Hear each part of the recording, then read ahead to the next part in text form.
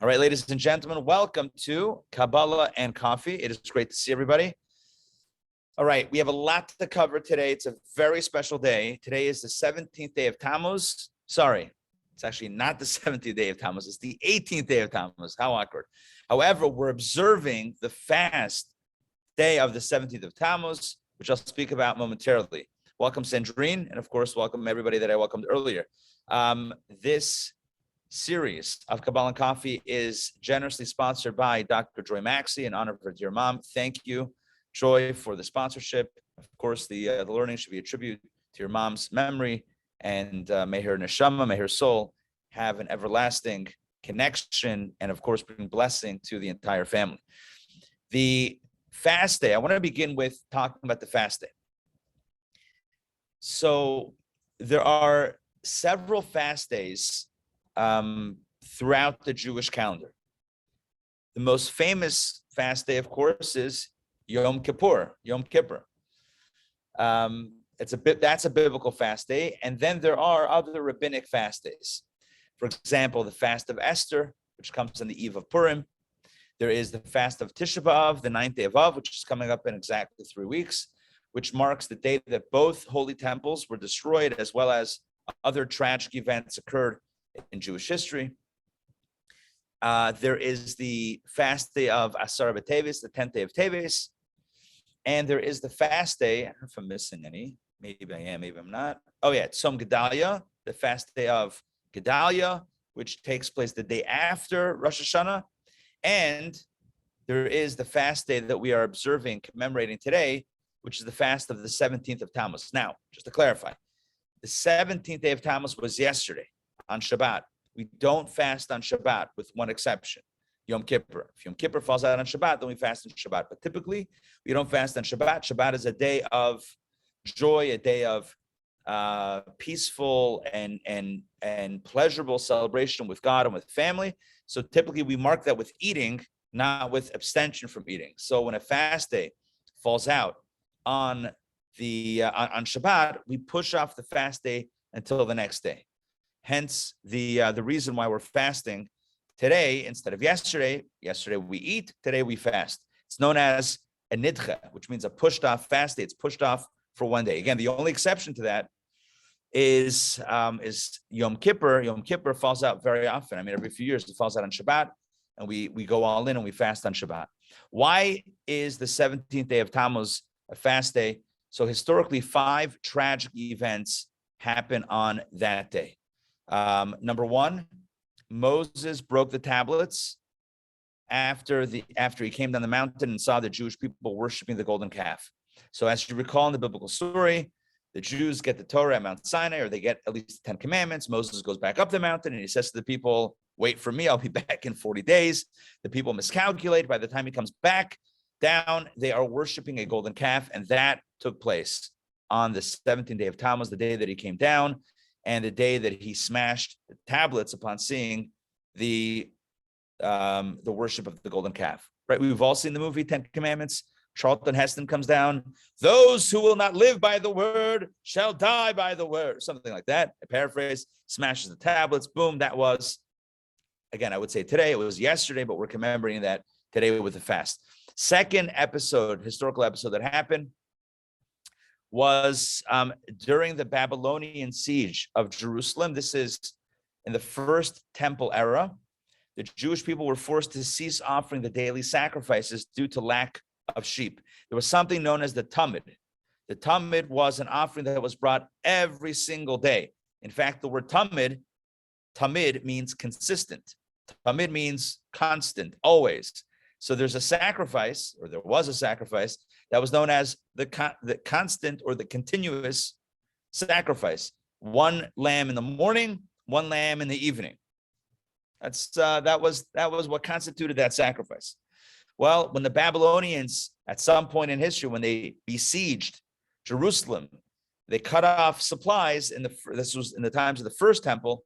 So at some point they ran out of animals, and they could no longer bring the Karban Tamid, the daily sacrifice, and thus it was a day of tragedy.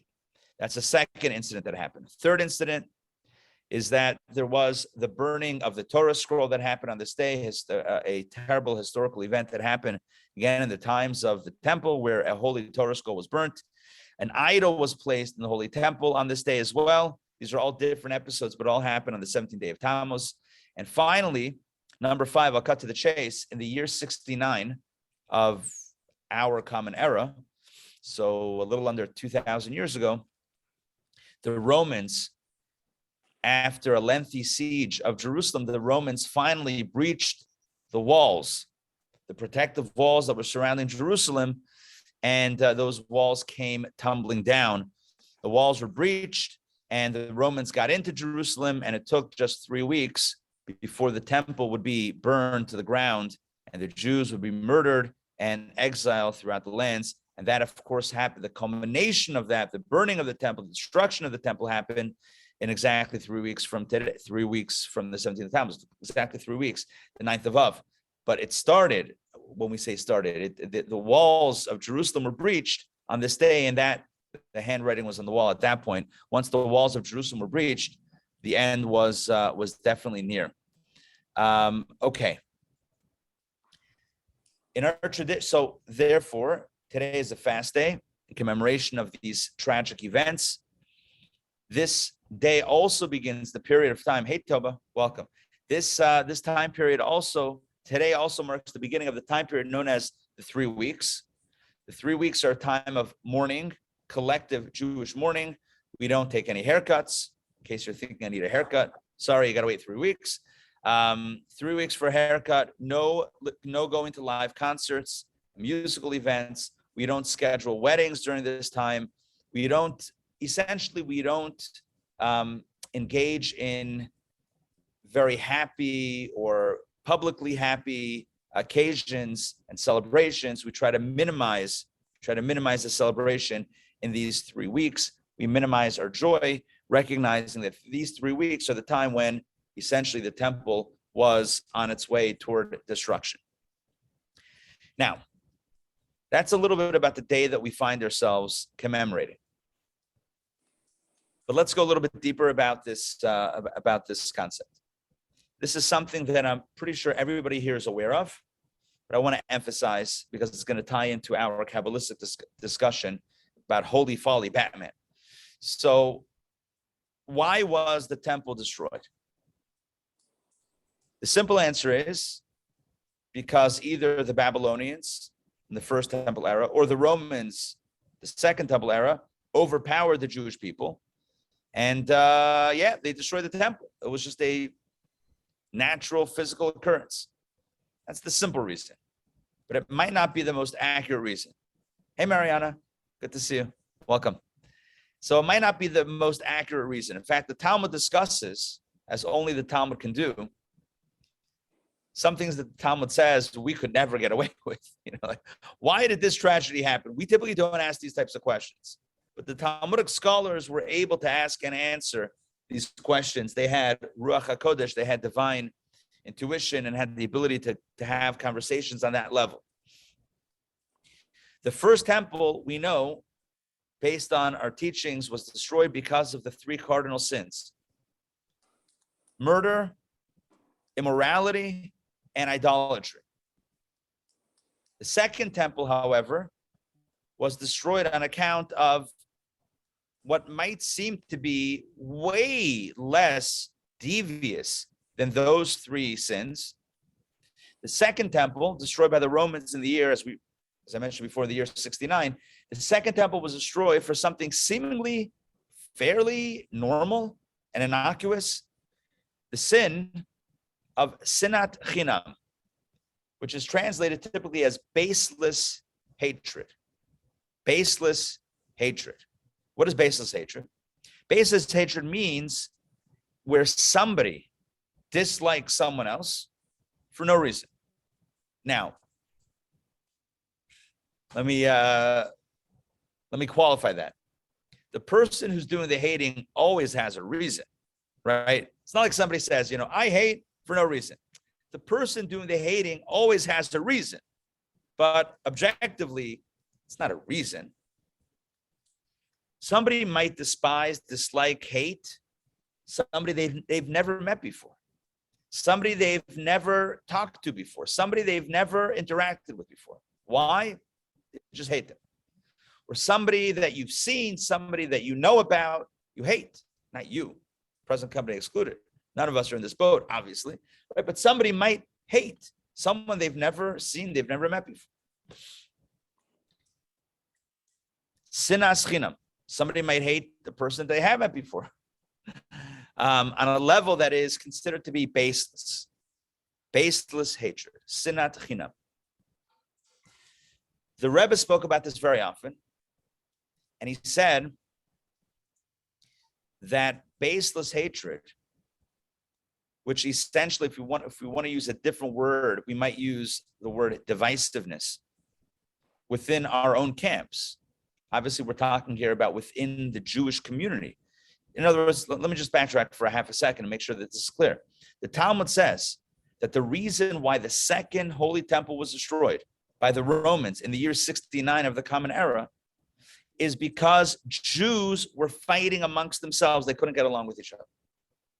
Now, I would love to say that nearly 2,000 years later, we fixed that and all Jews get along. I would love to say that, but that's not always the case. It's not always the case. Unfortunately, we still find division within our own camps. We still find infighting. We still find divisiveness. We still find animosity plaguing our people, unfortunately. Reminds me of the joke that I've told countless times about the woman who goes to the post office shortly before, in December time, and she asks for Hanukkah stamps. And they ask her, and the clerk at the post office asks her, in what denomination? And she says, oh, even the stamps have different denominations. Anyway, you had to be there. So there's divisiveness, unfortunately, that still reigns. And again, getting back to what the Rebbe said about this. The Rebbe said,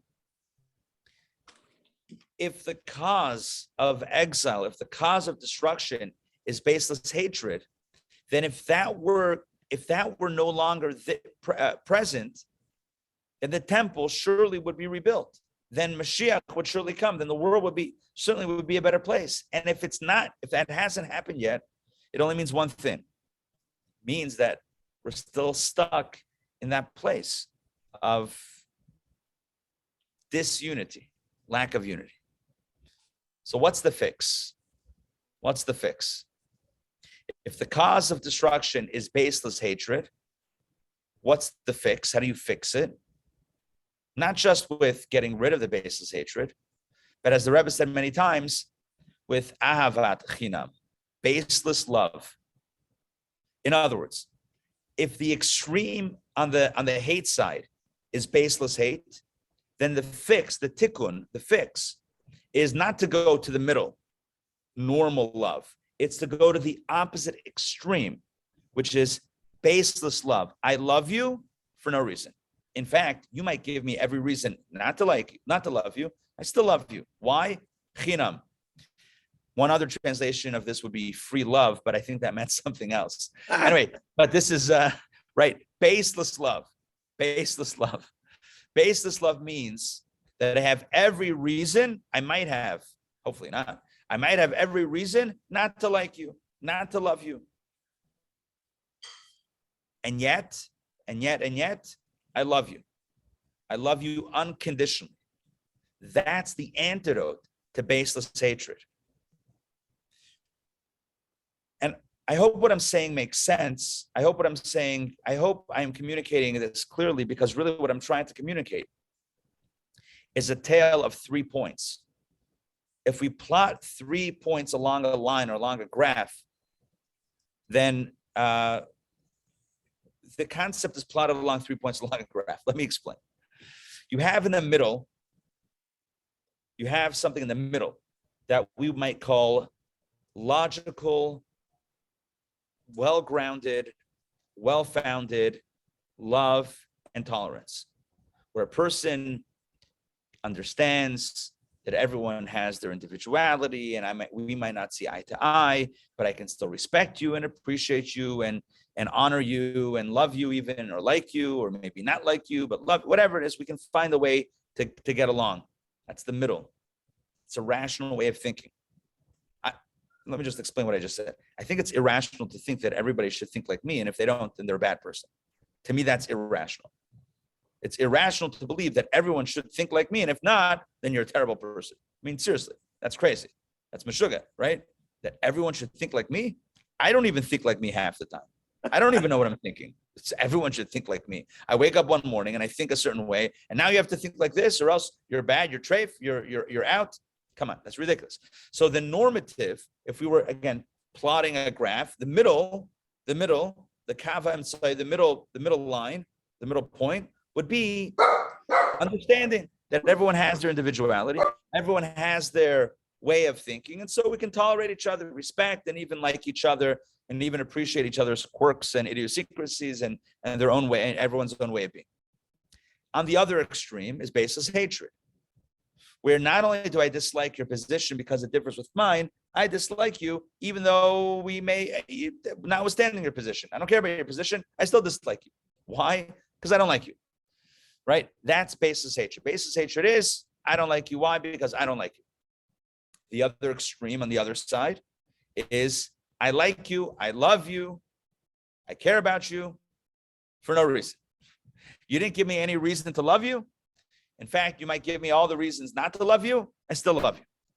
There's a middle and then extremes, poles. On the one pole, the negative pole is extreme hate, which is baseless hatred. We would call this prejudice, bias, anti-Semitism, racism, etc. These are ugly and obvious forms of this. Hate for no reason. I hate you because of where your nationality is. Kidding me? That's why you hate me? That's crazy. That makes no sense. Baseless hatred, right? Baseless hatred. On the other extreme is baseless love. I love you for no reason. You never gave me a reason to love you. You never did anything for me. You never benefited me in any way. In fact, maybe you gave me all the reasons not to like you. Still love you unconditionally. The way to fix the extreme of hate is with the extreme of love, not with the middle ground. And this becomes a general rule in Judaism, in Torah, in Kabbalah, in Hasidic philosophy. The way you fix an extreme is with the other extreme, not with the middle. I remember when I was first learning these concepts as a teenager in Chabad yeshivot in schools. Remember the teacher, I don't remember which teacher, gave this example. He said, imagine you have a piece of paper and you imagine you take a book and you fold the corner. You know, sometimes people fold the corners as a bookmark, corners of a book. Yes? Yeah? Okay. Thanks. Just looking for some feedback. So, any book folders here? Any book folders? I'm more of a bookmark type of guy myself. But yeah, people fold the corners. So here's the here's the analogy. If you want to straighten out the corner of the book or the piece of paper, right? The corner of the page. If you take the bend and you fold it back straight, as it were, it'll flop back to the fold. How do you fix the fold? You have to bend it all the way to the other side, and then it'll go to the middle. You guys with me on this? Yes. If it's folded to one extreme, you got to fold it back to the other extreme, and then you can somehow eventually get to the middle. I have here the jacket of our book, right? So here the jacket is bent like all good jackets are, right? So imagine, oh, it's folded.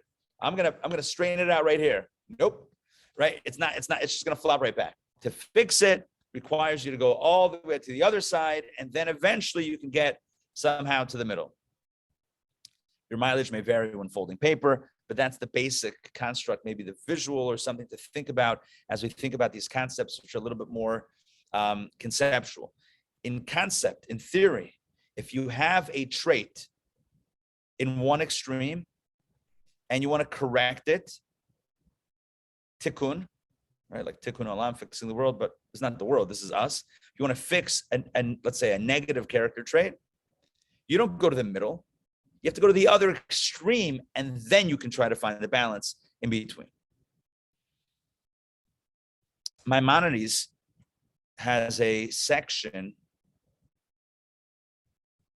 in his book of halachot, in his book of laws, Jewish law, called Hilchot Deot, which are the laws.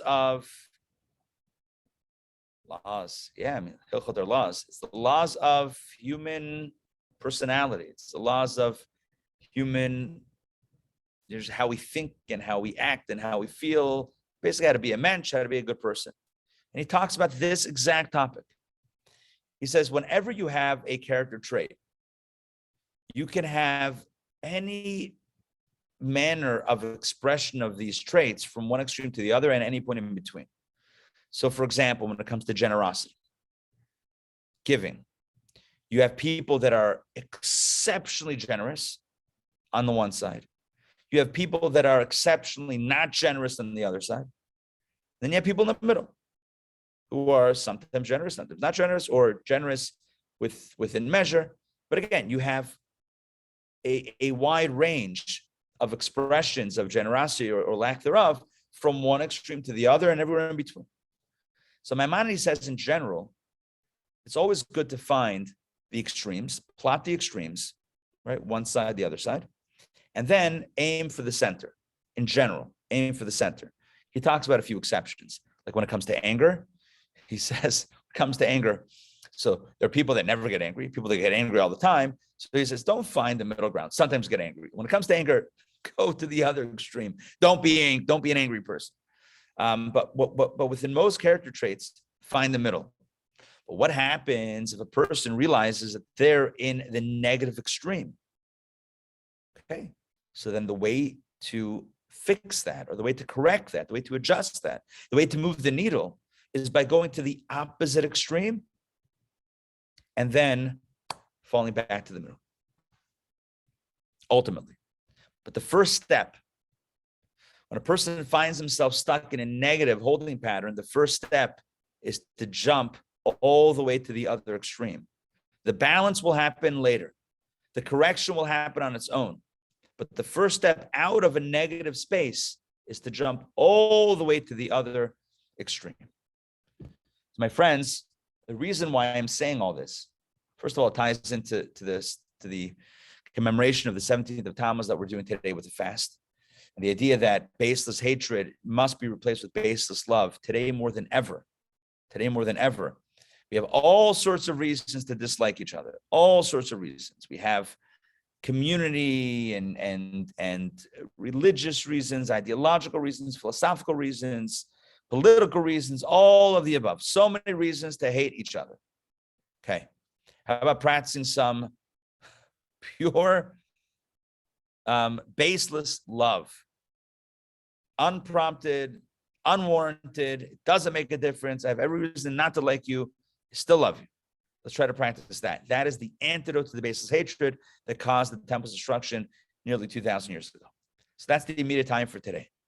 But the reason why I'm talking about all of this today is because our text, which is called Overcoming Folly, our text is all about breaking down all of the things that we do that are irrational, and I would call them sub-rational behaviors. Irrational behaviors, such as indulging our negative behaviors, such as indulging ourselves in things that are unbecoming, that are unfit for us to engage in. Why? Because it looked good, because it seemed good, because we felt we deserved it, because we thought we could get away with it, because we thought everyone else was doing it, or no one else would see that we're doing it, or that we needed to do it for some sort of other good that we convinced ourselves that this is the only way to get that. The premise of this entire work is that if we were thinking clearly, we wouldn't make bad choices. So what happens? How do we make bad choices? Because we're not thinking clearly.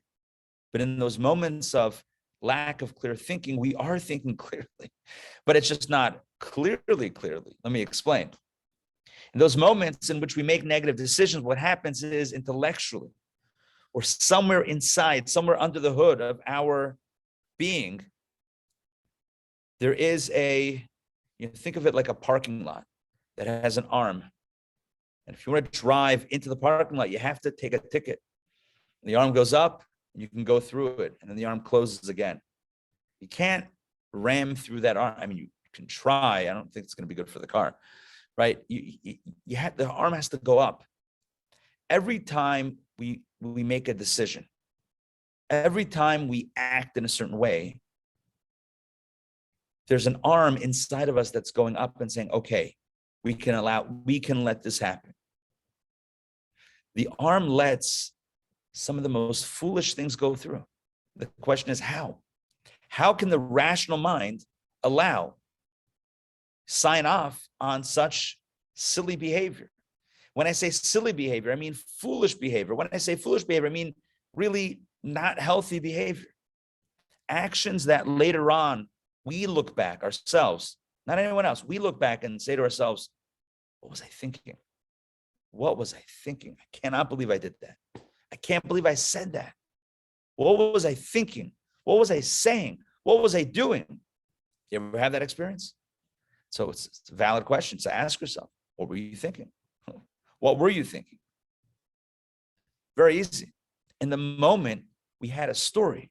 We had a narrative as to why this made sense. And we convinced ourselves that this narrative was logical, was rational, made a lot of sense, and would not harm us.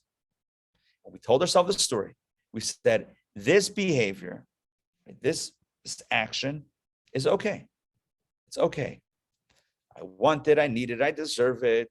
Everyone's doing it. No one's seeing what I'm doing. It's good for some other purpose, whatever the story is. I don't need to give you more. We don't need to share stories here. We all have our own. We all have our own. That's like maybe not taking the ticket. That's like putting in a ticket, right? It's like we're feeding ourselves a rational or a rationalization. And we say, all right, sounds plausible. Arm goes up, and we do it. Once we've done it, we look back and we tell ourselves, what was I thinking? That was a bad move. That was a bad choice. It's terrible. What was I thinking?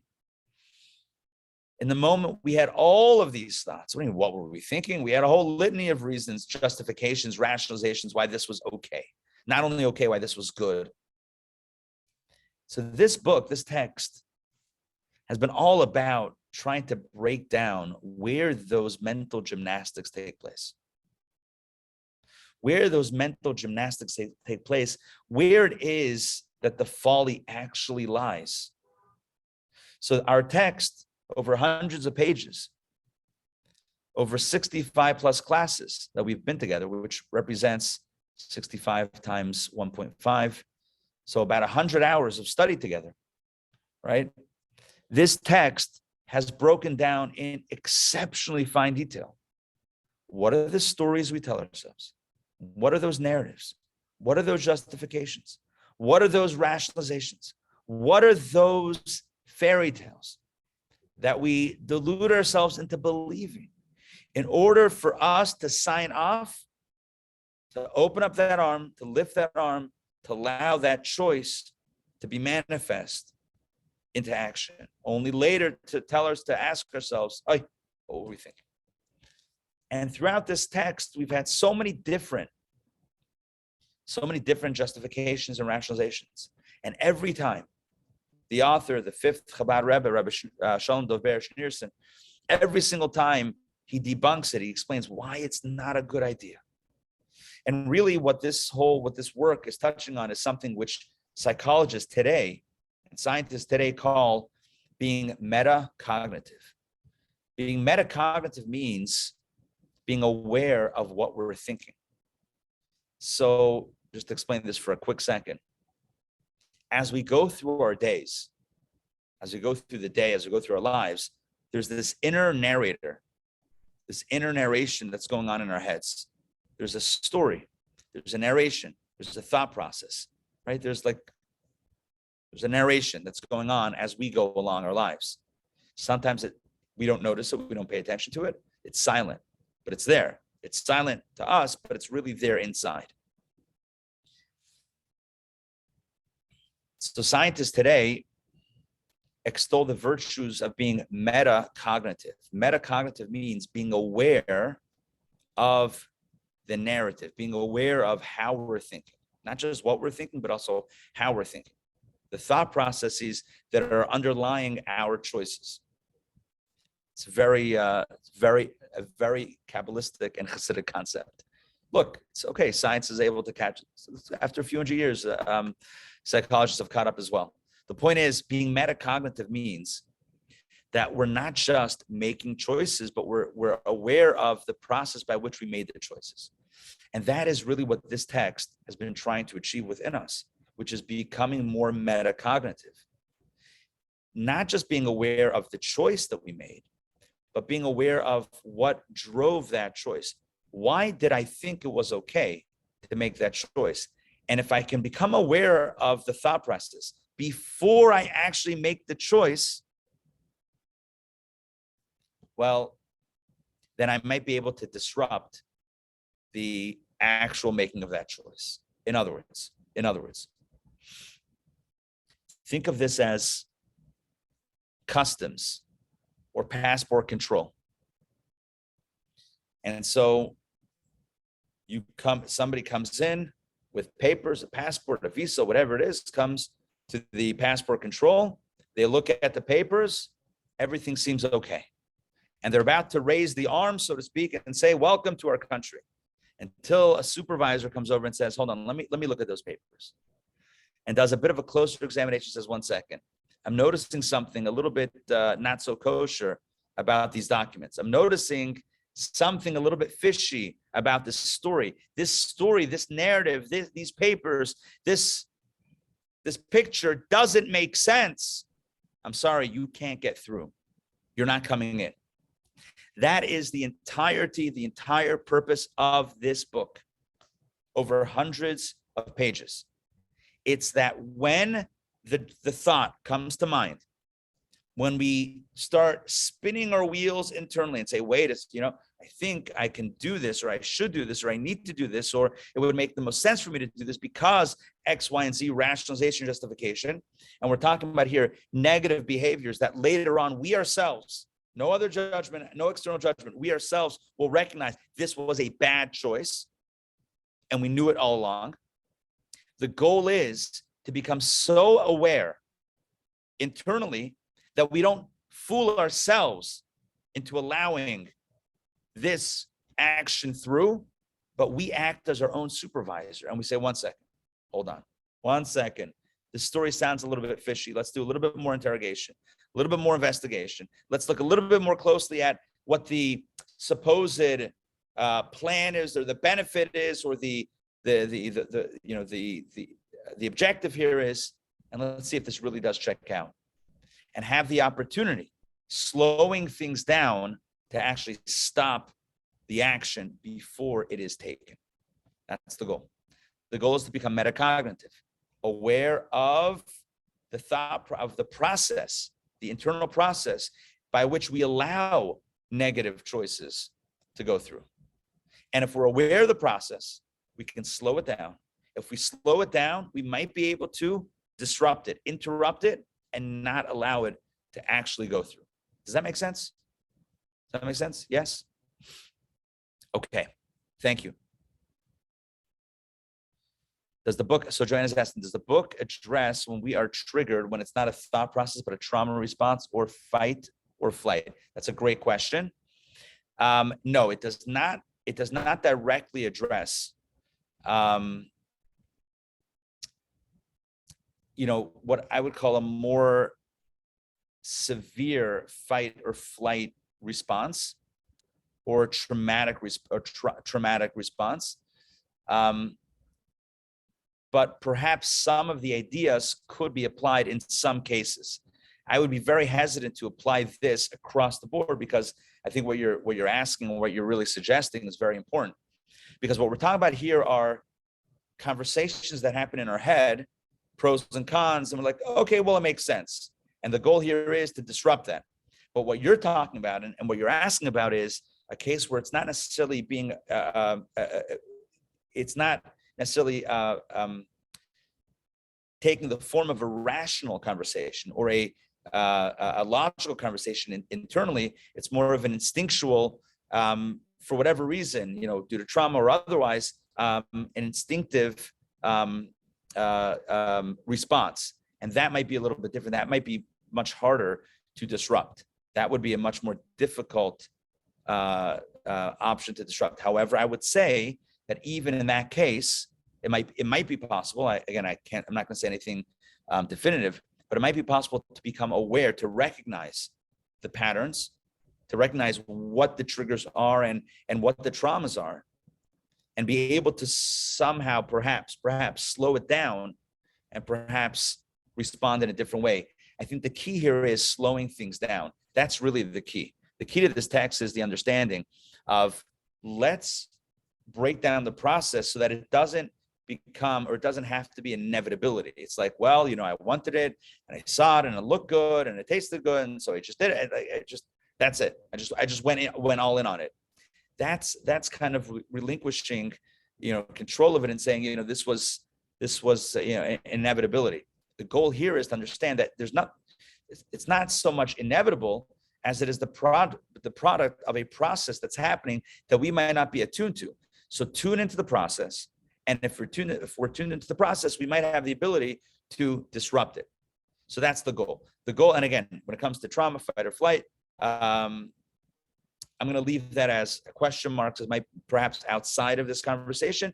This is the normative negative decisions that we make, that when we look back, we tell ourselves, we ask ourselves, we lament the fact that we weren't thinking properly. And this takes the form in interpersonal relationships, where the person says to the other, I don't know what I was thinking. I'm so sorry. I don't know what I was thinking. That's how that manifests in retrospect. I don't know what I was thinking. That's not really an honest statement, because it might be honest, but it's not that we weren't thinking. We were thinking, but we were thinking along the lines of rationalization and justification. And now we've sobered up. So now it's like, I'm so sorry. I don't know what I was thinking. It wasn't me. And people say, it wasn't me. Wasn't you? Pretty sure the videotape, let's roll the CCTV. That was you. The DNA, your DNA is all over that action.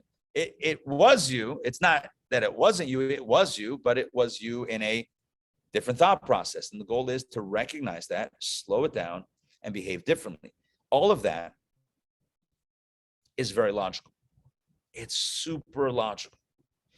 What essentially we're saying is that we can combat irrationality, stay with me for a second, irrationality with rationality.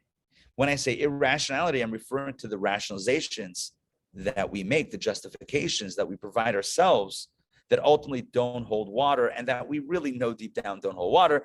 But in the moment we let it through, I'm referring to that as the irrational behavior. And the goal is to replace the irrational negative behavior with logical, rational behavior. In other words, instead of sobering up later and being able to see the truth clearly later, let's try to see that in the moment. That's the goal. But today, and that he said consistently, the author has said that consistently throughout this text, that the rationalization is no one's going to see.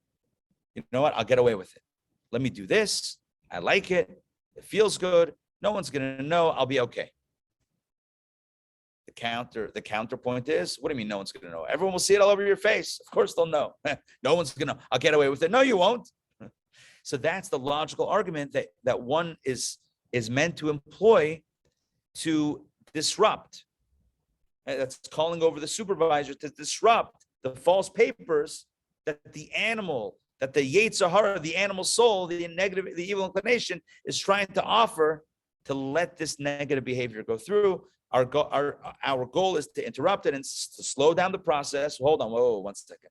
What's the argument? Let's break it down. Whoa, this doesn't sound right. This doesn't sounds fishy. You're telling me that I'm going to do X, Y, and Z behind closed doors. No one's going to know about it. No one will find out about it. I'll be okay. And life will go on. No harm, no foul. Really? Really? No harm, no foul? It's not going to somehow erode my own moral, spiritual compass. It's not going to somehow be reflected on my face that everyone that meets me will realize, hey, there's something off with that guy, or there's something that person is doing something, that's not going to. So the goal, I'm just giving you one example of one of the follies that he cited in this book in a previous chapter. The point is, the goal is to slow it down, to be able to disrupt it, to think a little bit more clearly and truly rationally, to think rationally and not think along the lines of the rationalizations that are actually irrational. I'm sure we've all had that experience. We've seen people try to explain their way out of things, and they come up with all sorts of arguments, all sorts of rationalizations, and they're spinning their wheels. They're this and that and the other, and you're like, oh, do you even hear yourself? What are you talking about? What are you talking about? That's crazy. It's mashuga. It's like spinning your wheels and explaining and justifying and rationalizing and excusing. And it's like, do you not see this clearly, that this was wrong? It's not about anybody else. I'm just giving that example to understand that we do the same thing within ourselves, within our own heads. So the goal is to recognize that we do this, to recognize when it happens, slow the process down, and have the mental, the logical, the rational ammunition to Iron Dome this bad boy out of the park, right? Iron Dome shoots that missile, shoots that rocket out of the sky. When you have the rationalization brewing, blow it up and get back to rational, truly rational behavior. That's the goal. All of that is what we covered in the first 350 pages. But today, we go extreme. And the way we go extreme is by combating folly with folly. Combating folly with folly, and let me explain. There is irrational, unholy folly. That means making bad choices, just bad choices that we know later are bad, but in the moment we justified it, whatever. Bad choices, foolish, negative choices. On the other extreme, not in the middle. In the middle is logical, rational behavior that is healthy. That's the middle. What's the other extreme? It's holy folly. Hence the subject of today's email, Holy Folly Batman. It's holy folly. What is holy folly? In Hebrew, it's known as shtus de kedusha. Folly, foolishness of a holy nature. In other words, there's unholy folly, and that's sin, making negative choices. And then there's holy folly, which is the extreme opposite. And that means doing something right in extreme fashion. Going all in on what's right to the point that it's a bit mishuga. It's a bit crazy. It's a bit crazy.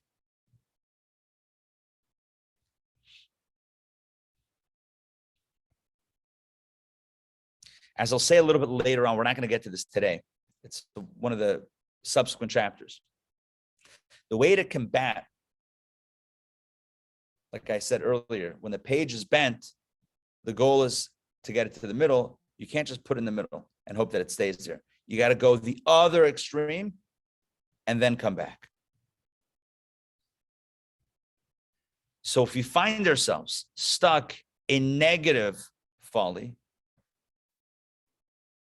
then to get out of that might require a little bit more than rational thinking. It might require us to shift into a place of holy folly. So Adam's asking very accurately here, very on point. What's an example of holy folly? So what does that actually mean? That sounds dangerous, perhaps. Like what is holy folly? Good. holy folly is, in general, I'll give you an example soon, is an extreme commitment to what's right beyond the norm, beyond what makes sense. The previous Rebbe once spoke about how in America, he came to America in 1940. He said in America, there's this fierce dedication to lunch, like 12 o'clock. Workers, 12 o'clock, oh, you take lunch at 12. He said, if only we were so dedicated to holy things like that, irrationally. Like the time comes to pray, that's it. Doesn't matter that we're on a phone call for business, right? When it comes to lunchtime. I think today it's a little bit different. But back in the day, 12 was 12, right? 12 was 12. You're in the middle of a business deal. All right, we're taking lunch. We'll come back after lunch. Are we committed the same way for spiritual matters? That when it comes time to pray, to study Torah, when those times come up, that we put everything, we throw everything away. We say, oh, I got my shir, I got my class, or I have my got to daven mincha now, I got to pray. Sorry. Give you an example. I've shared this story before. There's a Chabad rabbi in Minnesota, Rabbi Moshe Feller. He's a riot. I don't know how else to describe him. He is a riot. He's hilarious. He's like one of the longest serving American Chabad emissaries still around. He's the head shliach, the head Chabad rabbi to the state of Minnesota. He lives in St. Paul. And he has a story. The story goes that he was trying to meet with this professor at one of the local universities, Jewish professor. He wanted to get him involved. And this professor wasn't interested. He was Jewish, but he wasn't interested in religion, in an Orthodox rabbi, Chabad, nonetheless, let alone Chabad. This guy wasn't interested in this. But the rabbi was so persistent, he finally gave him an appointment. And the appointment is late in the day. And Rabbi Feller steps into this professor, to his office. And the meeting starts. Maybe the meeting was running a little bit late, finally gets in. Anyway, the meeting starts. A few minutes into the meeting, he says, I'm sorry, please excuse me. I need to pull up to the corner of your office. I need to pray the afternoon prayer before sunset. Professor says, listen, I gave you a half an hour, or maybe I gave you 15 minutes, whatever it was, like you have a meeting. I'm not going to give you any more time. So the rabbi says, it's fine. I have to pray. Like I know, like the middle of a meeting, and I've been trying for months to get this meeting, but I got to daven. I got to pray. He peels off to the side, to the corner, pulls out a prayer book, puts on his hat and jacket, whatever it is, and he prays. This professor was so taken by this rabbi's commitment to his prayer that he gave him more time. He ultimately became a friend of Chabad, and an incredible shift in transformation. This is an example. Oh, Sandrine is saying lunch is sacred in France. Okay, right. So in France, it's still like that. In America now, we're all workaholics. So no one eats, no one sleeps, no one. It's like it's all work all the time, which is its own challenge. But yeah, the previous rabbi was speaking about like lunch exactly at the time. To Rabbi Feller, mincha was, I don't know what the right English word is sacred. I mean, it is, but to him it was an absolute. It's not like, this meeting is for a good cause. It's for, Judaism in the state, in the city, and for the furtherance of Jewish education. So, God will understand if I speak to him a little bit later. God, I was speaking to one of your kids, very important conversation. I'll speak to you later. No, to him, mincha was mincha, even though it meant that he might lose or was going to lose his meeting. That doesn't make sense. He could have rationalized it 10 ways till, I don't know, whatever the expression is. He could have rationalized it 1,000 ways. Why it would be okay to push off mincha, to push off the afternoon prayers till after the meeting finished. And you know what? You and I might say, he even in retrospect, he would have been justified to do that. He would have been justified to do that. Yeah, daven mincha a little bit late one day. It's okay. It's for a good cause. It's to help another Jew. It's a good cause. But for him, this was an absolute. This is what we call holy folly. Holy folly means that I have such a fierce commitment to the right thing that I'm going to do it even though it doesn't make sense. It's the fierce commitment to what's right, even when I could justify not doing it. I'm still going to do it. Just like we sometimes, just like we're capable, let's make it safer, of acting in an irrational way, in an unholy way, in a way that defies logic on the side of unholiness. You and I also have the ability to act in a holy way, in a righteous way, in a good way, in a positive way that also defies logic. This we would call not irrational, but superrational, transcending logic, not being limited by logical. Logic says I should stop the meeting. Logic says I should finish the meeting and pray later. Doesn't matter what logic says. Prayer is prayer. That's it. I'm going to pray now. And ultimately, in that story, it worked out for him. It worked out very well because here he saw a rabbi, a Chabad shliach, a rabbi who was so committed, a fellow Jew who was so committed to God, to prayer, that despite the difficulties that he put on this meeting, right? The big professor that made it so difficult to meet with him and so serious about this meeting and so strict, the rabbi basically said, I have something that I'm a little bit more dedicated to than you. Notwithstanding how important you are, there's still something that's more important. And I have a dedication to something, to a greater power, to a higher power that's greater than you.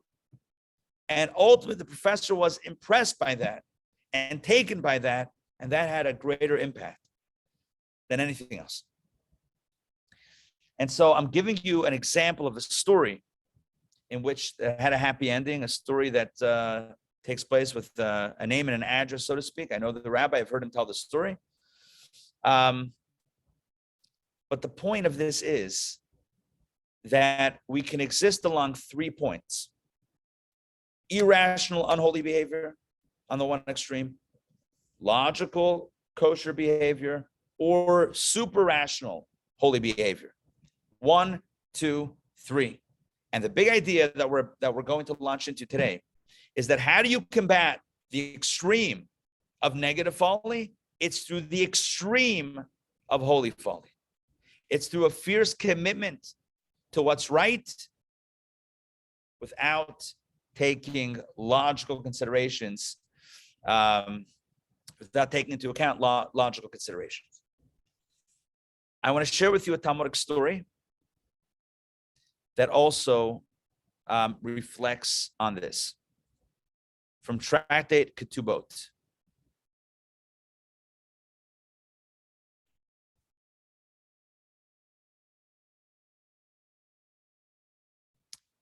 Share my screen and let's jump right in.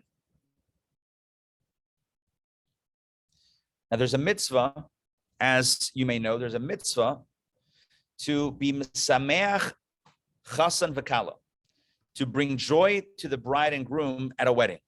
It's actually a mitzvah. It's a mitzvah to be part of the celebration and help enhance the joy so that they feel good on their wedding day, so that bride and groom feel good on their wedding day. There's actually a mitzvah. Again, I don't know that this mitzvah exists. Well, I mean, I don't know mitzvah, but that this perspective exists in our Western culture. But it's not about me showing up and being happy. It's not about me toasting or roasting the bride and groom. It's about bringing them joy on this special day. So let me read this Talmudic passage. With regard to the mitzvah of bringing joy to the bride and groom, the Talmud relates. The sages said about Rabbi Yehuda bar Ilai that he would take a myrtle branch and dance before the bride and say, a fair and attractive bride. Kala na v'chasuda.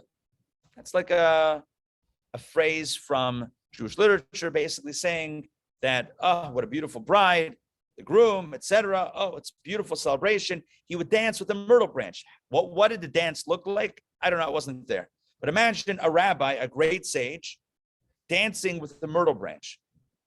Not doing the tango with the myrtle branch, but somehow dancing, holding a myrtle branch. Let's continue. Rav Shmuel bar Rav Yitzchak, would base his dance on 3 myrtle branches that he would juggle. So this other rabbi, and we're going to focus on him for a second, Rav Shmuel, the son of Rav Yitzchak, so Rav Shmuel would actually dance juggling 3 myrtle branches. So the myrtle branch, by the way, is the hadas, which we use on Sukkot, the myrtle, like a myrtle twig, myrtle branch. So he would take 3 of them and he would juggle them. Rabbi Zera said, he was a contemporary, the old man is humiliating us. It's embarrassing. Here's a rabbi, a great rabbi, Rav Shmuel, an older rabbi, who's juggling myrtle branches at a wedding, acting silly. The kids do that. Why is this old? The kids, the youth, the teenagers, whatever, the clowns do that. Why is a rabbi, a great rabbi to boot, an elderly great rabbi to double boot, why is he juggling myrtle branches at weddings? He said the old man is humiliating us as through his conduct, he is demeaning the Torah and Torah scholars. So here's what happened at the end. When Rav Shmuel bar Rav Yitzchak died, when this rabbi, the juggler, henceforth known as the juggler, when he died, a pillar of fire demarcated between him and everyone else. And we learn through a tradition that a pillar of fire demarcates only for either one person in a generation or for 2 people in a generation. In other words, the fire surrounded him and separated him from everyone else. And that fire represents a holiness. That fire represents someone who is one of a kind.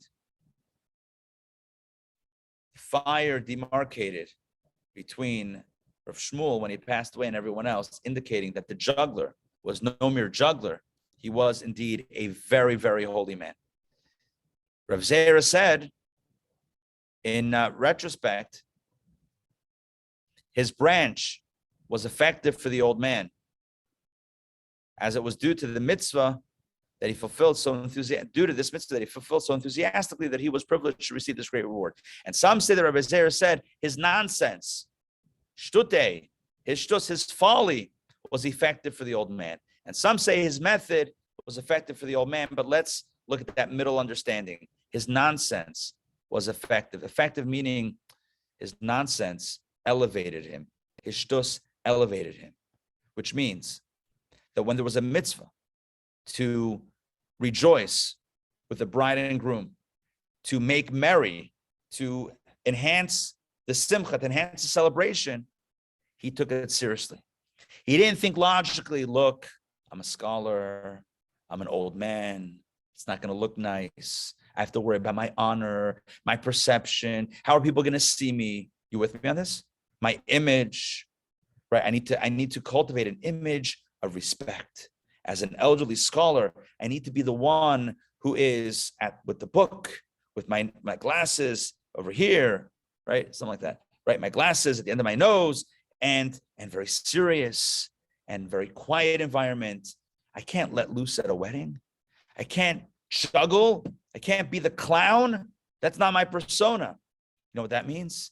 His head is getting in the way of the mitzvah. He didn't let that happen. He didn't let his head, logical considerations, get in the way of the mitzvah. The mitzvah is to be misameach chasan v'kala, to rejoice and to increase the joy of the bride and groom. And you know what he did? He did exactly that. Not take into consideration how he looked in the process. He wasn't concerned about how he looked. He was concerned with the mitzvah. This is an example that our text will bring. We're going to jump into our text momentarily. That our text is going to bring to illustrate someone who is so completely dedicated to doing the mitzvah, to doing what's right, beyond the logical, irrational considerations. He could have been in his head, and he could have said to himself, look, I'll be at the wedding. I'll go in a circle. I'll dance the hora, right? I'll put my... I don't know if they had that tune then. It's going back 1700 years, 1800 years. Now I'll go around the circle. I'll show up. I'll do a little toast, l'chaim. I'll give a little blessing, and I'm done. Nope. That's not what he did. He was the old guy at the wedding who juggled. He juggled myrtle, of all things, myrtle branches. This guy. He juggled myrtle branches to the point that Reb Zera said, what are you doing? You're making a mockery of Torah scholars. It's embarrassing. Like every teenager who saw their parent do anything. It's embarrassing. Will you please stop? Will you please stop? Not my kids. My kids are an exception. They love my bad dad rabbi jokes. They love them. Anyway, right? Stop embarrassing. That's what Zera said to Reb Shmuel. Stop embarrassing us. You're a Torah scholar. You're one of us. You're one of the older ones. And you're juggling myrtle branches? Stop. Stop. Right? It's like, psst, stop. Everyone's looking. And then when he died, the pillar of fire shut up. And he said, oh, actually, I was wrong. Rav Zera said, I was wrong. He was right. His shtus, his folly, elevated him. In other words, he did the right thing. Because why wouldn't you do that? If there's a mitzvah to be mesameach chasam v'kala, to make the to increase the joy of the wedding, so why aren't you doing that? Oh, because how you look. Okay, all right, so then it's about you. Okay, we do this all the time, right? Mitzvah to give tzedakah, but I have to be careful. Shtus means you take logical considerations and you push them away a little bit. Now, it doesn't mean It means putting away the logic and going all in on the mitzvah, going all in on the good deed, not letting the rationalizations, the justifications, even the holy ones, get in the way. And that's the other extreme. If we can do things that are so foolish in the negative, let's do things that are also foolish in the positive. The Mishkan, the tabernacle, the first sanctuary, temple for God that was built in the desert, the portable sanctuary, was built of wooden boards, wooden planks of acacia wood. In the Hebrew and the biblical language, they're known as atzei shitim. Atzei means boards or wood. Shitim. Typically, it's translated as acacia wood. Shitim, acacia wood. But shitim also comes from the word shtus or shtut. Atzei shitim means boards of folly. How do you build a space for God? What are the walls of that space? What is the perimeter of that space? Holy folly, Batman. It means a fierce commitment to what's right, not based on logic. A fierce and unwavering, unrelenting commitment to what's right and what's good, not allowing logic to cool it down, not allowing logic to water it down. Because we know that logic waters things down. We know that logic cools things down. We're excited and then we're like, take it easy. Slow it down. Slow it down a little bit. That's not what built the Mishkan. That's not what built the sanctuary of God. Atzei shitim ayimdim. It's built of the walls, the perimeter, walls of shtus, walls of folly. What type of folly? Holy folly. That's what builds the space for a connection with God. A fierce commitment to what's right. It's davening mincha. It's praying the afternoon prayer in the guy's office at the right time, not later, at the right time, even though essentially you're giving up the meeting that you've been trying for 6 months to get. Doesn't matter. That's my line. This is how I roll.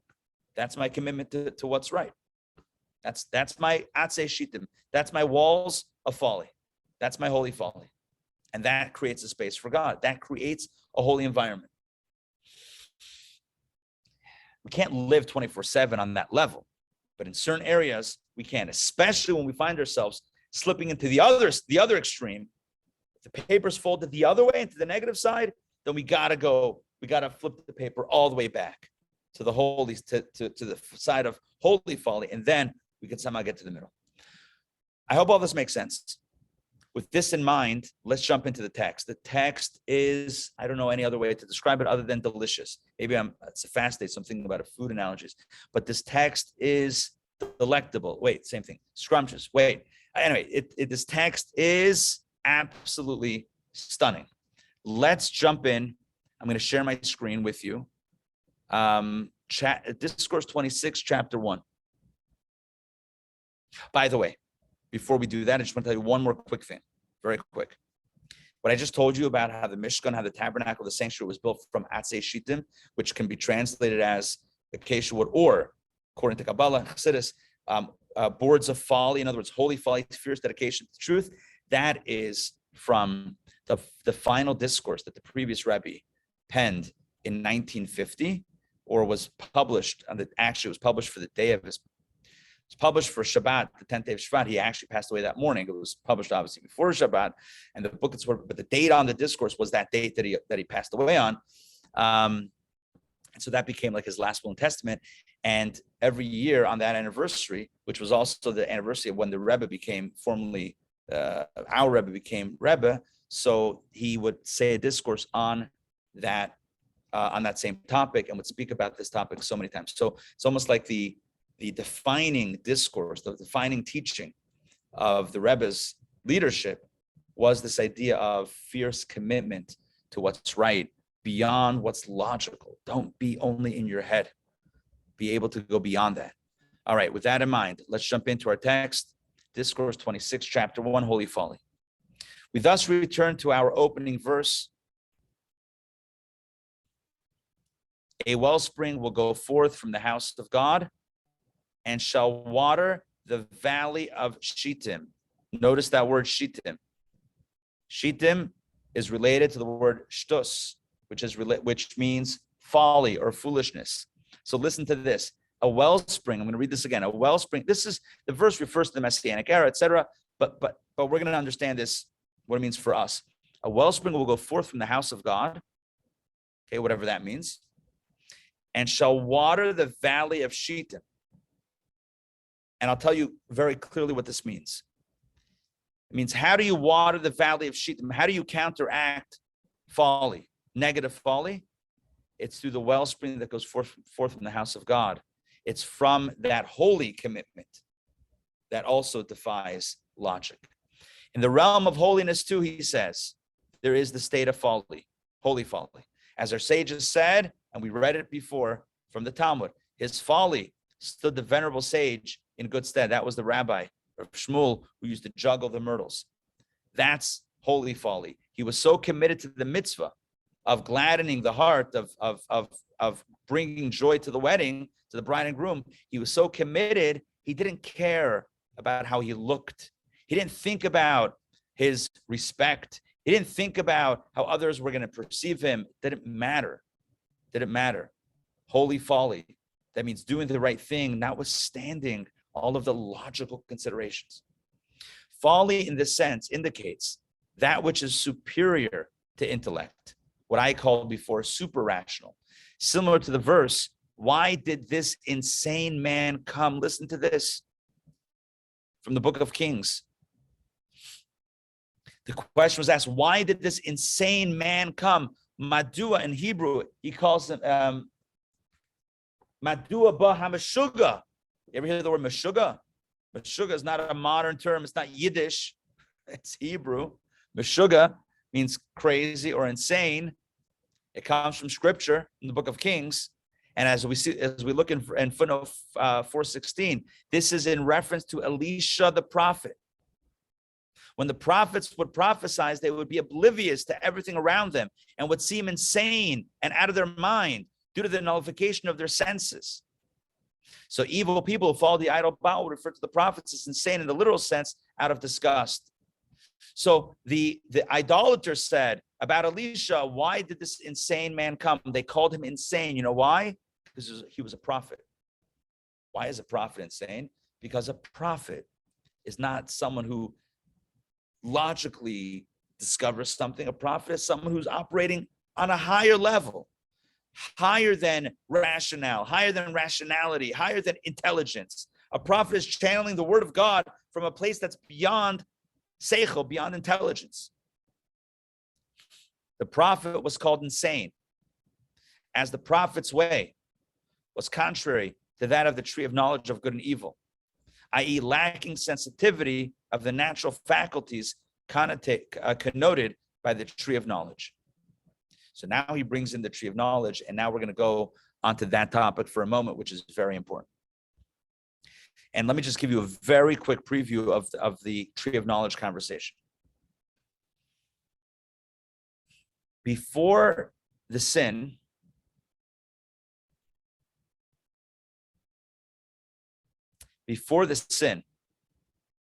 of Adam and Eve, they were purely attuned to God and to truth. They were so purely attuned to God and truth, they didn't notice themselves. They weren't self-aware. How do we know this? The Torah tells us. Torah specifies this. They were not wearing clothes, and yet they were not embarrassed. In other words, they weren't aware that clothing was a thing. They just weren't aware that it was a thing. They were unclothed, and yet it just wasn't a consideration. Why? Because they were so attuned to truth, to God. What happens after the sin? The Torah tells us very clearly what happens right after the sin. They realized that they were naked, and they hid, and they try to cover up. So what happens? What happens? Before the sin, they're naked and unaware. After the sin, they're aware of their nakedness. What does that mean? It's the same story with the rabbi and the dancing and the juggling. What are you aware of? What are you aware of?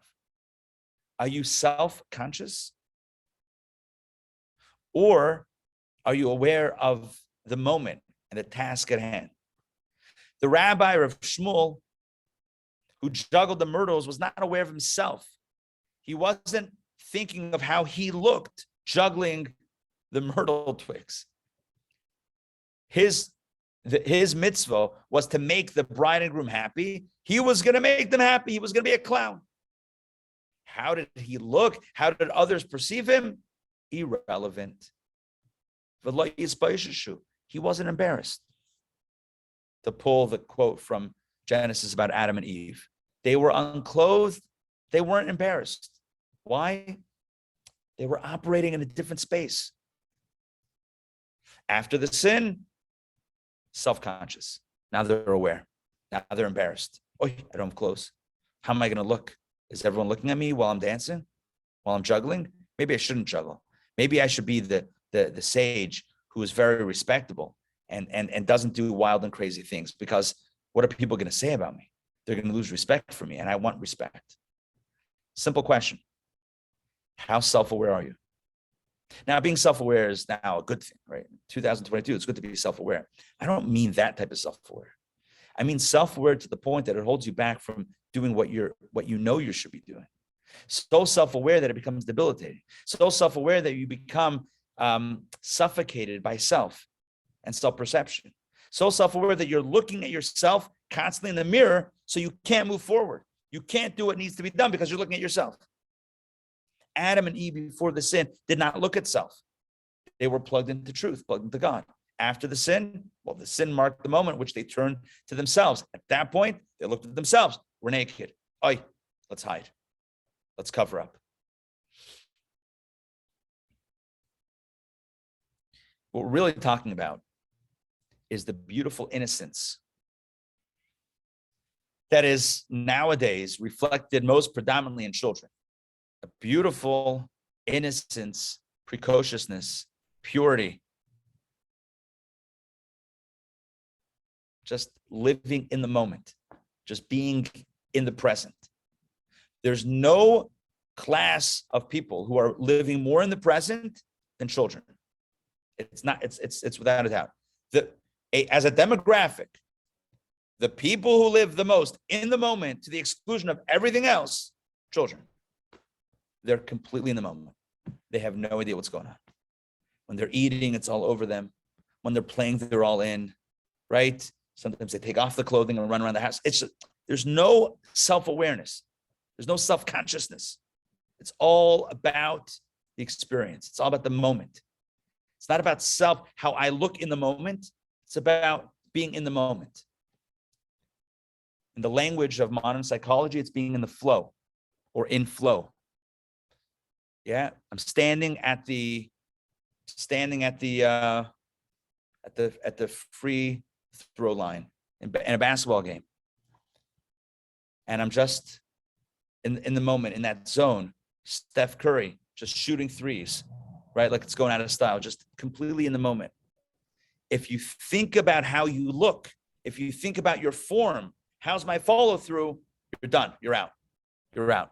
If you're golfing and you're thinking about your mechanics, you're in the water. You're in the water. It has to flow. You have to be in the moment, not outside observing the moment. Rav Shmuel was in the moment. Adam and Eve before the sin were in the moment. After the sin, they were out of the moment. They were in themselves and out of the moment. What does it mean to live in a state of holy folly? It means to be in the moment, to be in the moment of spirituality, to be totally enraptured by the moment, that you're not thinking about, how do I look? Am I going overboard? Is it too much? Is it too little? All of those rational thoughts means that you're not in the moment, you're observing the moment. And that's a different situation. Back inside. Back inside. Oh, and by the way, that's why the prophet was called insane. The Nevi'im, the prophets. Why? Because they were the ultimate in the moment. They were channeling the word of God. It didn't matter that they were lying on the floor without clothing. Sometimes they were channeling the word of God. It wasn't about how I look. It wasn't about optics.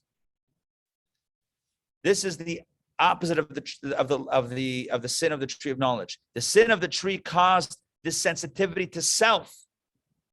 Sensitivity means the sensitivity to self, this awareness of self and obsession with self. How do I look? As we find that right after the sin, as I mentioned a moment ago, they knew they were unclothed. And the question is, did they not know that they were naked before? But the meaning is that at first they were insensitive. They were of course they knew they weren't wearing clothes, but it wasn't a thing. They weren't paying attention to it. And then they became aware of their nakedness. As is written earlier, they were both unclothed and felt no shame, meaning that they did not regard their lack of clothing as being at all unseemly. But then, after the sin, they knew, meaning they became aware that they were unclothed. That's what happened with the sin. Pre-sin, they weren't wearing clothes. Post-sin, they weren't wearing clothes. The difference is, what were they aware of? Before the sin, they were not aware of the lack of clothes. They saw that they weren't wearing clothes, but it wasn't a thing. It's like the child who's just precocious. It wasn't a thing to notice. Because what? Because we're in the garden. It's great. Clothes, I don't know what you're talking about. This is great. The experience is great.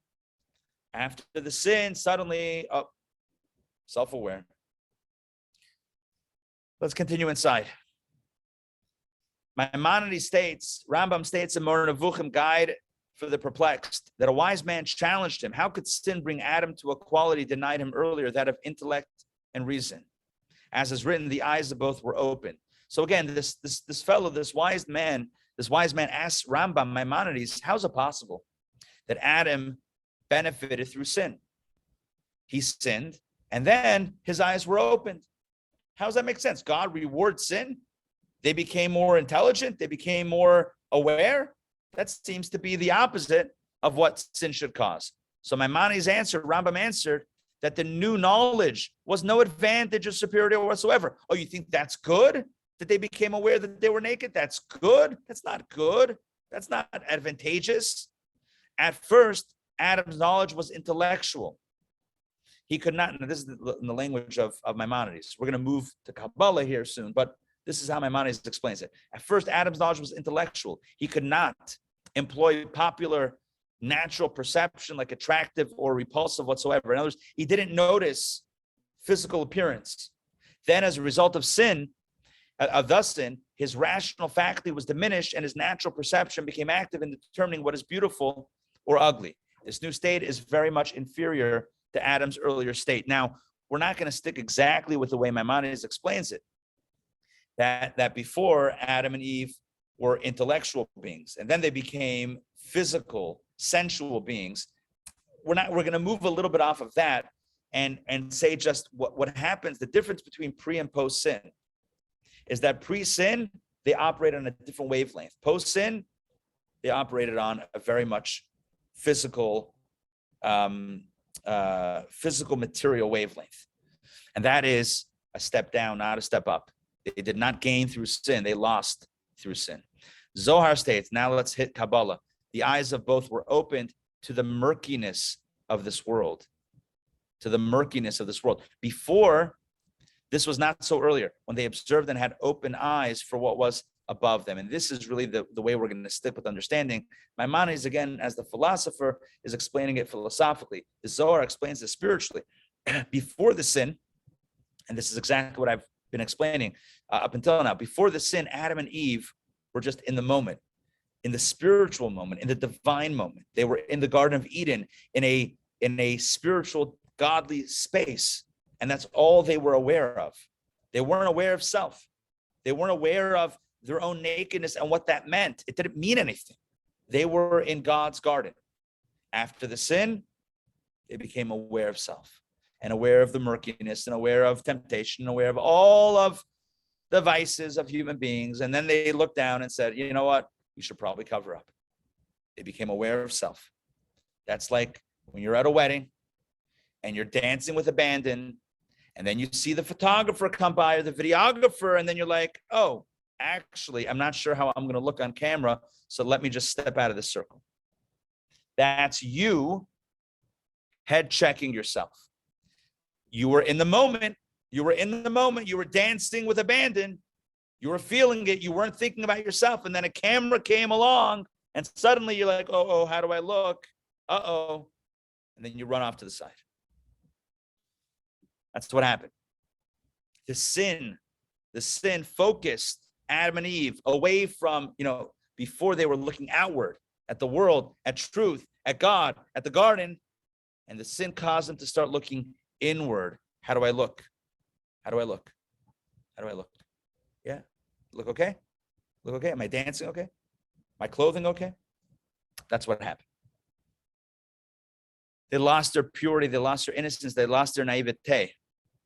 They became very sophisticated, self-aware, self-conscious creatures. Good luck with that. In similar manner, the prophets, when visited with the spirit of prophecy, were in a state of divestment from material existence. They attained the quality and category of Adam as he was prior to sin.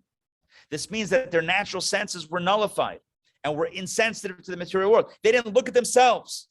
They were completely in a state of connection with God and rapture with the divine word. It wasn't about appearance at all. This explains why prophets would remove the garments during prophecy, as I mentioned earlier. As written regarding Saul, he too removed his garments and prophesied and fell unclothed. This is the state of Adam before the sin, utterly unaware of the need for clothing. Likewise, the prophets during prophecy did not know or recognize the need for clothing at all because they lacked the natural perception. Removal of garments means divesting oneself of the natural faculties. It means literally removing garments, but also metaphysically removing garments, meaning removing an attachment to self and consciousness and awareness of self and looking at self in the mirror. Hence, the prophet was termed Meshuggah, insane, due to the nullification of the natural senses acquired through the sin of the tree. In other words, a prophet in ancient times, an ancient prophet was in that moment experiencing life pre-sin, pre-Adam and Eve, tree of knowledge sin. They lost the self-awareness that was visited upon humanity through the sin. They transcended that. They blew that up. And for at least that moment of prophecy, they existed in a completely different space. By the way, you and I have all had that similar experience. Not the same, but along those lines. You and I have all had that experience in life where you were so enraptured by a piece of music, art, by a vision, by a blessing, by, God forbid, the opposite, a tragedy, where you lost sense of how you looked. You lost self-awareness, self-perception, and you were just completely taken in the moment for better or, God forbid, the opposite. And at that moment, you didn't care about how you looked. You didn't care about how others saw you. You weren't even thinking about how you looked or how others saw you. It was getting completely lost in that experience. The prophets got lost in a divine experience, just like Adam and Eve before the sin were lost in a divine experience. What did the tree of knowledge do? It took them down many, many rungs, down into themselves, into this world, into physicality, into sensuality, into this experience, into bodily, physical experiences. Now, like, okay, let's put on some clothing. That's what happened. They lost the condition of being lost. They lost. And they found themselves. But in finding themselves, they lost the gift of pure abandon. That was the experience of the prophets, that pure abandon, that pure losing oneself in God, in divine expression, in divine communication, which is why the prophet was called Meshuggah, because that's not how people act. Hence the prophet, I'm going to start again over here. Hence the prophet was termed insane due to the nullification of the natural senses acquired through the sin of the tree. He undid, those moments, the prophet undid the result of the tree, the consequence of the tree. This is also similar to the folly of the venerable sage, the one who juggled the myrtles, 3 myrtles in front of the bride and groom at the wedding. The old sage, the old rabbi who made himself look foolish. Why? Because he didn't think about how he looked. He was completely lost in the moment of doing the mitzvah, of gladdening the hearts of the bride and groom, that it wasn't about him. Similarly, Akavya ben Mahalalel declared in the Mishnah, better that I be called a fool all my life and not be wicked even a moment. Fool in this context is the folly of holiness, the direct opposite of worldly folly. Worldly folly means the lower folly that we've been speaking about this whole time for 350 pages. Worldly foolishness means irrationality. As previously explained regarding all the numerous manners of folly due to the Yetzer Hara, the evil inclination, which deludes and misleads man and deflects him from the path of truth. That's irrationality. That's worldly folly. The cause for this is the knowledge and perception of the tree of knowledge of good and evil that conceals the truth. Ever since that sin, we became less than logical. Ever since the sin of the tree of knowledge of good and evil, we gained an internal Yetzer Hara. In the times of Adam and Eve, it took the form of a serpent that was external. After the sin, when they ate of the tree, they took in that drive. They took in, not that they ate the serpent, but they ate from the tree of knowledge, and that now became part of the human experience. Part of the human experience is that drive that pulls us into all sorts of irrational, very foolish behavior. So what's the antidote? Just to put all the pieces together. He doesn't put it together in this chapter. The next chapter, he puts it all together. But where are we going with all this? The antidote to the previous 350 pages, all of the spinning in our head.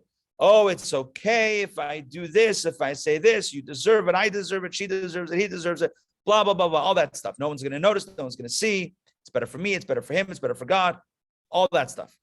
All of the justification, all the rationalizations, all represent irrationality. Irrationality, worldly, negative irrationality, making bad choices. How do we counteract that? By going pre-tree, by going prophet, by going myrtle juggling, by going to the place of holy folly. When you find yourself struggling with something so silly, when I say silly, I don't mean to discount it. When you find yourself struggling with something that you know is not healthy, you know it doesn't make sense, but you're struggling with it. It's a real struggle. And every time you do it, you look back and you tell yourself, what was I thinking? What was I doing? It's not me. But you can't get out of it. You're stuck and you can't get out of it. So what do? There's 2 options. Either you can talk yourself into what makes sense, to what's normal, what's holy, but normal. Or you can just go the other extreme. Take a mitzvah and just go wild in the mitzvah. Just go extreme in the mitzvah. Take a mitzvah of prayer and just be dedicated. Doesn't matter if I'm tired. Doesn't matter if I have work. Doesn't matter that I have other things. This time to this time, every day, I am going to pray. Whether you want to do it for 10 minutes, 15, 20, 30, 45, an hour, it doesn't make a difference. This time is sacred. I am dedicated super rationally to this time of prayer. Let that be the foil to the irrational, unholy folly. Are you with me on this? If we find ourselves struggling with unholy folly, let's bend the paper the other way and choose a mitzvah. Find a mitzvah. I mean, if it could be a similar thing, great. But if not, anything that you are dedicated to. You're going to give tzedakah. And you're not going to start looking at exactly, the bank account, how much you're just going to give.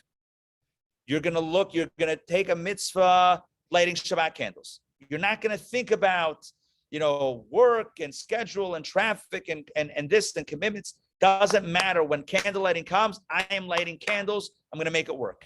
That doesn't matter that other people are going to say you're crazy. What about this? What about that? I am dedicated. I'm coming to shul, I'm lighting candles, I'm davening, wrapping tefillin, whatever it is. Studying Torah from this time to this time. Find your thing to go holy folly Batman on. To go, I'll just use the word extreme, to go extreme. Because on a very simple level, if we can go extreme in a negative way, then we can certainly go extreme in a positive way.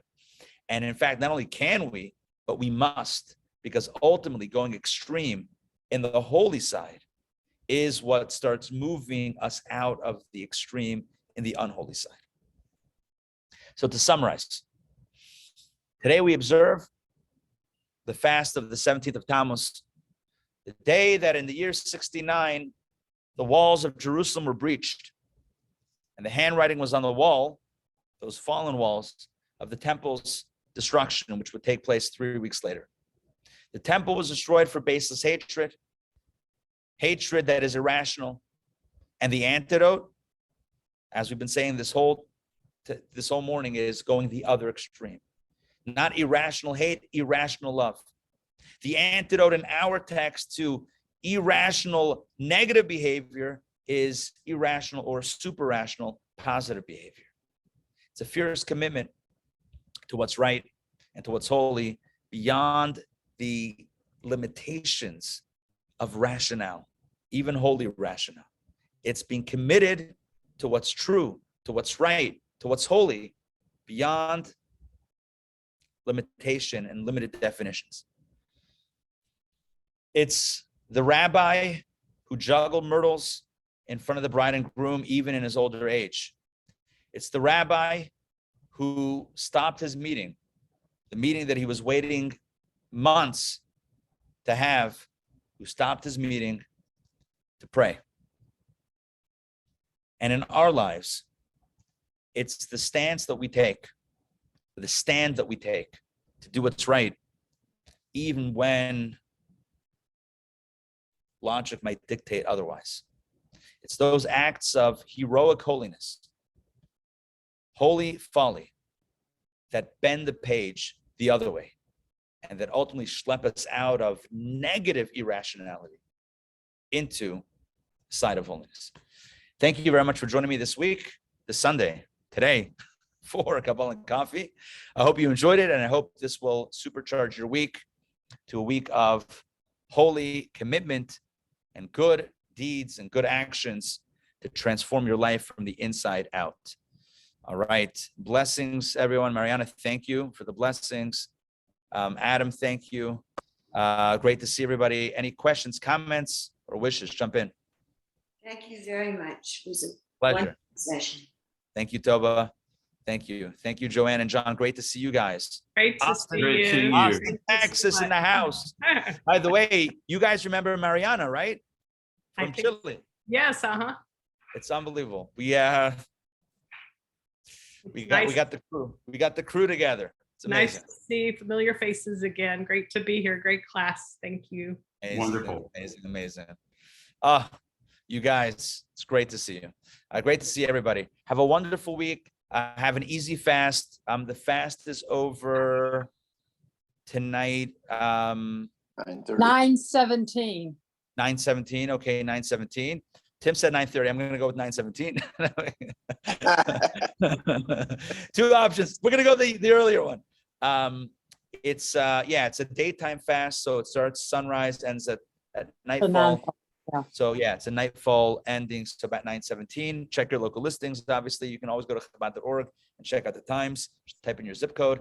I mean, look, what we want is an end. Is an end to all pain and suffering, and an end to the exile, and an end to all the negativity.